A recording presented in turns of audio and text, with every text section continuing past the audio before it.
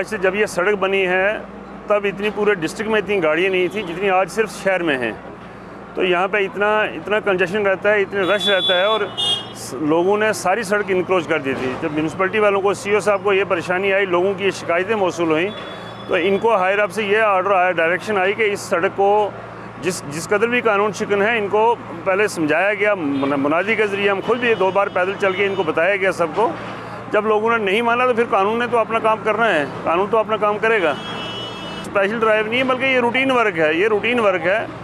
एक कोविड-19 का दौर चल रहा है, अभी इतना वो एक उसकी भी बराबर वायलेशन हो रही है। यहाँ सफाई नहीं हो पा रही है, नालियाँ लोगों ने स्लैब डाले हुए, नालियाँ बंद हो चुकी हैं। तो जब तक नालियाँ साफ़ नहीं होगी, जब सफाई नहीं होगी, सैनिटेशन नहीं होगी, तो उसके बगैर हालात जो है वो मुश्किलात आ सकती हैं।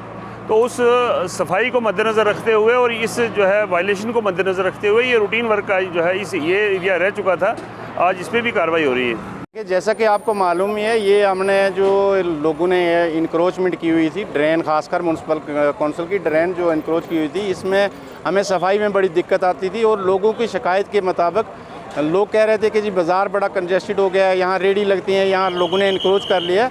तो इसी सिलसिले में गवर्नमेंट के आर्डर के मुताबिक, ज़िला एडमिनिस्ट्रेशन के आर्डर के मुताबिक हम ये करने जा रहे हैं और ये बिल्कुल जारी रहेगी।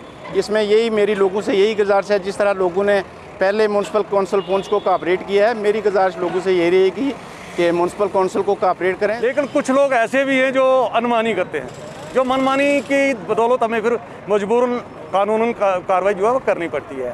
तो मैं आपके माध्यम से अपने दुकानदार भाइयों को, अपने यहाँ के शहरियों को ये एक पैगाम दूंगा कि आप प्लीज़ अगर आप खुद ही इसको डालें तो हमें भी मजबूर मत करें, क्योंकि हमें भी मजबूरी है।